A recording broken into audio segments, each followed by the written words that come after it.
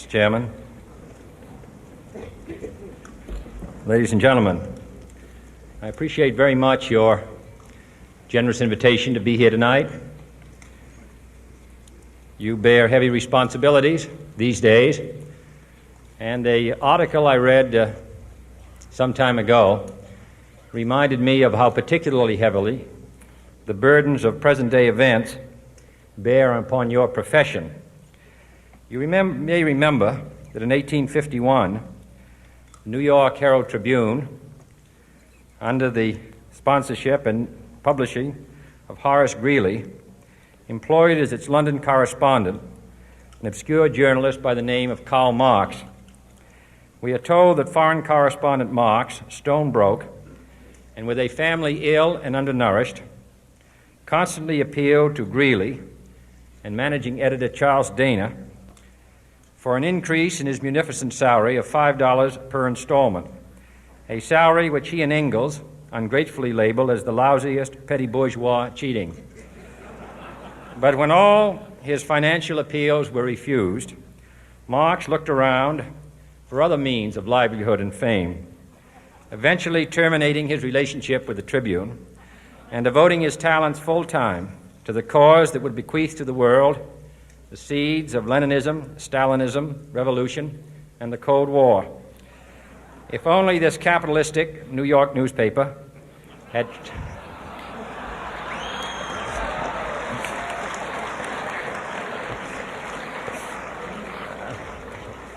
treated him more kindly,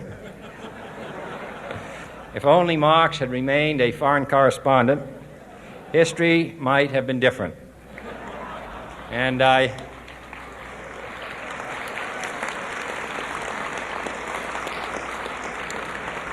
I hope all publishers will bear this lesson in mind the next time they receive a poverty-stricken appeal from a small increase in the expense account from an obscure newspaper man.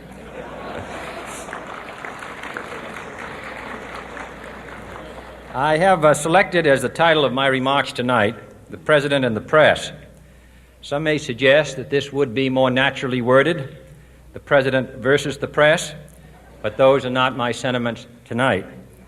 It is true, however, that when a well-known diplomat from another country demanded recently that our State Department repudiate certain newspaper attacks on his colleagues, it was unnecessary for us to reply that this administration was not responsible for the press, for the press had already made it clear that it was not responsible for this administration.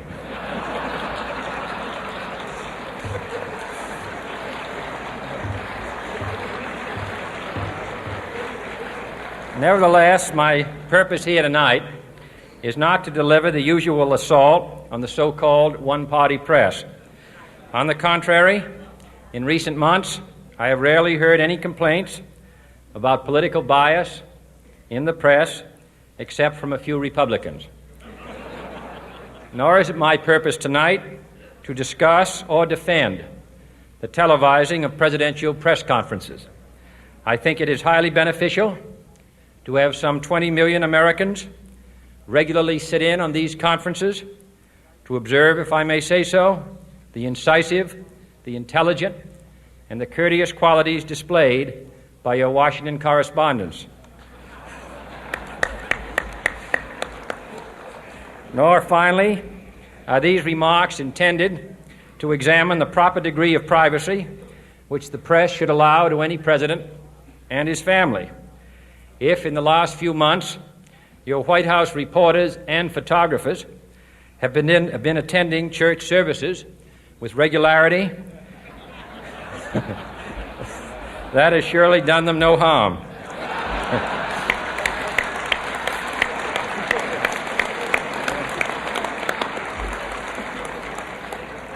On the other hand, I realize that your staff and wire service photographers may be complaining that they do not enjoy the same green privileges, the local golf courses, which they once did.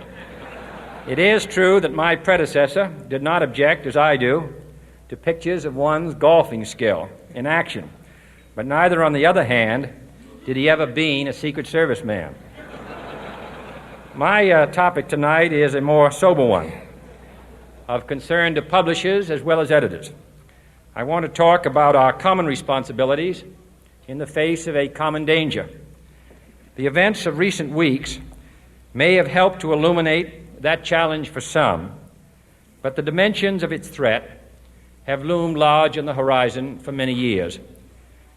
Whatever our hopes may be for the future, for reducing this threat or living with it, there is no escaping either the gravity or the totality of its challenge to our survival and to our security, a challenge that confronts us in unaccustomed ways in every sphere of human activity. This deadly challenge imposes upon our society two requirements of direct concern, both to the press and to the President. Two requirements that may seem almost contradictory in tone, but which must be reconciled and fulfilled if we are to meet this national peril.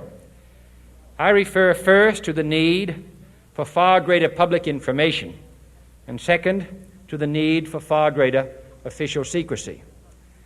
The very word secrecy is repugnant in a free and open society, and we are, as a people, inherently and historically opposed to secret societies, to secret oaths, and to secret proceedings. We decided long ago that the dangers of excessive and unwarranted concealment of pertinent facts far outweighed the dangers which are cited to justify it.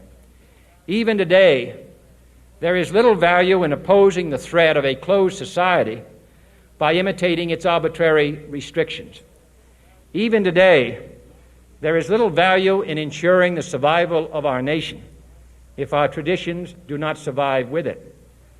And there is very grave danger that an announced need for increased security will be seized upon by those anxious to expand its meaning to the very limits of official censorship and concealment.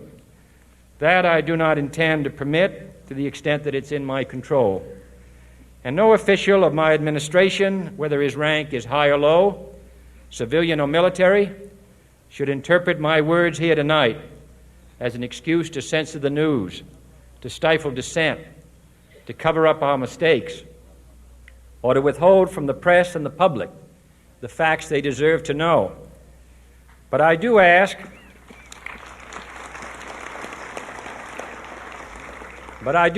every publisher, every editor, and every newsman in the nation to re-examine his own standards and to recognize the nature of our country's peril. In time of war, the government and the press have customarily joined in an effort based largely on self-discipline to prevent unauthorized disclosures to the enemy. In times of clear and present danger, the courts have held that even the privileged rights of the First Amendment must yield to the public's need for national security. Today, no war has been declared, and however fierce the struggle may be, it may never be declared in the traditional fashion. Our way of life is under attack. Those who make themselves our enemy are advancing around the globe. The survival of our friends is in danger. And yet no war has been declared. No borders have been crossed by marching troops. No missiles have been fired. If the press is awaiting a declaration of war before it imposes the self-discipline of combat conditions, then I can only say that no war ever posed a greater threat to our security. If you are awaiting a finding of clear and present danger, then I can only say that the danger has never been more clear, and its presence has never been more imminent. It requires a change in outlook, a change in tactics, a change in missions by the government, by the people, by every businessman or labor leader, and by every newspaper.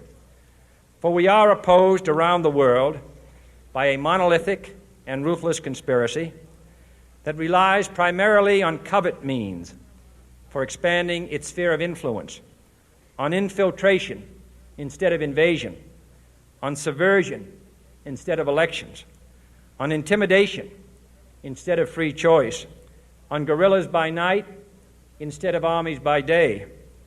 It is a system which has conscripted vast human and material resources into the building of a tightly knit, highly efficient machine that combines military, diplomatic, intelligence, economic, scientific, and political operations. Its preparations are concealed, not published. Its mistakes are buried, not headlined. Its dissenters are silenced, not praised. No expenditure is questioned, no rumor is printed, no secret is revealed. It conducts the Cold War, in short, with a wartime discipline no democracy would ever hope or wish to match. Nevertheless, every democracy recognizes the necessary restraints of national security, and the question remains whether those restraints need to be more strictly observed if we are to oppose this kind of attack as well as outright invasion.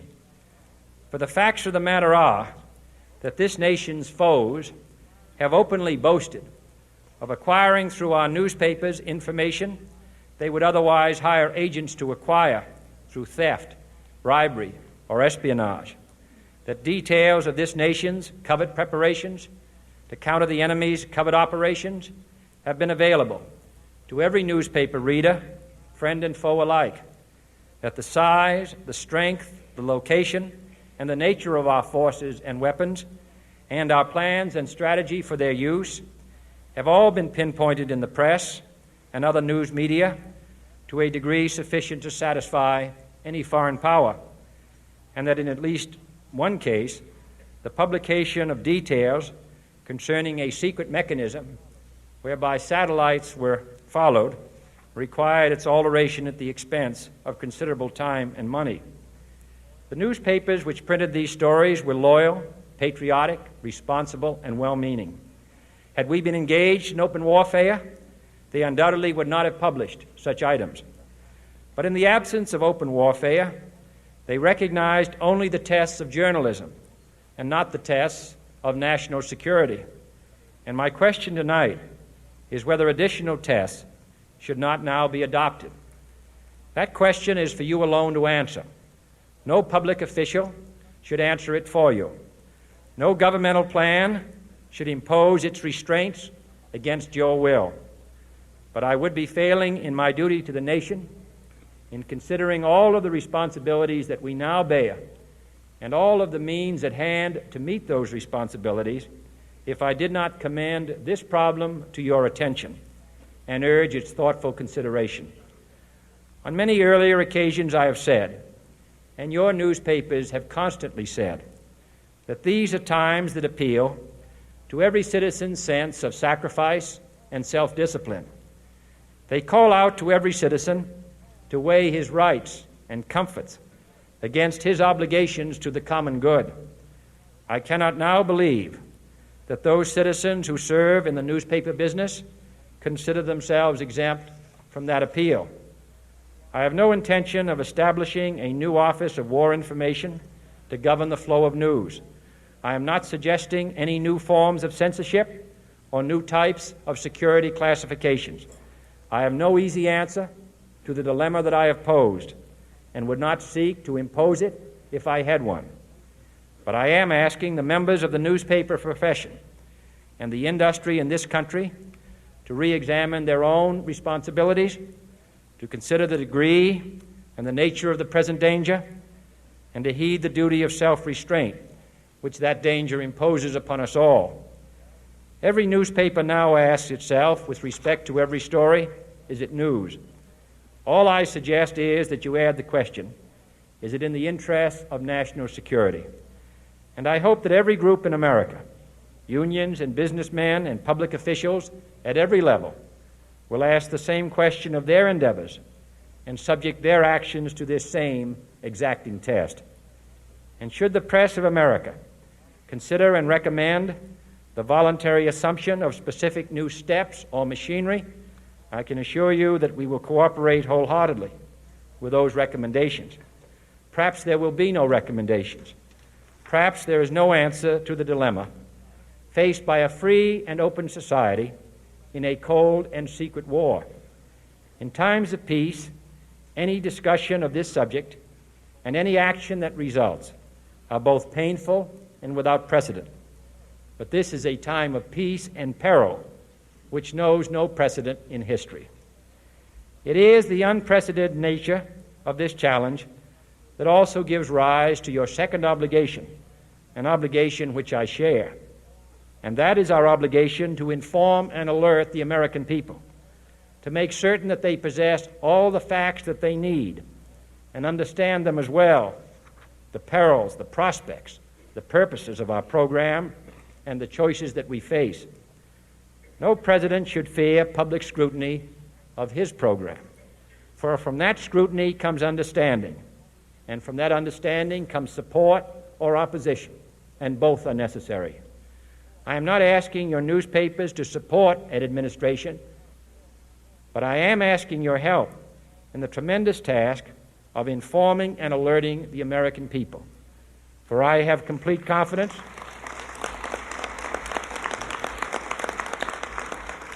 in the response and dedication of our citizens whenever they are fully informed. I not only could not stifle controversy among your readers, I welcome it. This administration intends to be candid about its errors. For as a wise man once said, an error doesn't become a mistake until you refuse to correct it. We intend to accept full responsibility for our errors, and we expect you to point them out when we miss them. Without debate, without criticism, no administration and no country can succeed, and no republic can survive. That is why the Athenian lawmaker Solon decreed it a crime for any citizen to shrink from controversy.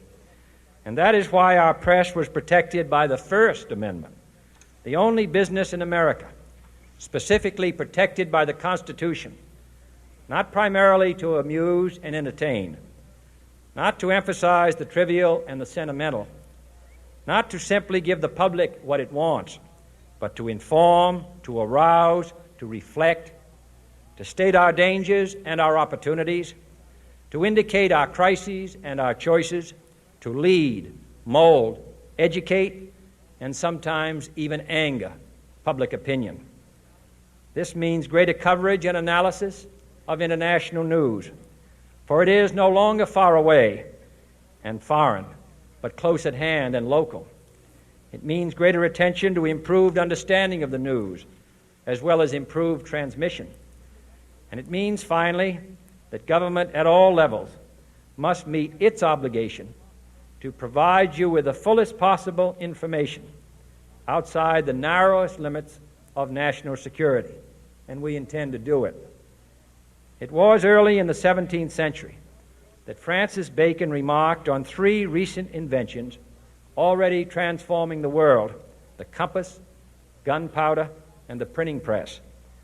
Now the links between the nations, first forged by the compass, have made us all citizens of the world, the hopes and threats of one becoming the hopes and threats of us all. In that one world's effort to live together, the evolution of gunpowder to its ultimate limit has warned mankind of the terrible consequences of failure. And so it is to the printing press, to the recorder of man's deeds, the keeper of his conscience, the courier of his news, that we look for strength and assistance, confident that with your help, man will be what he was born to be, free and independent.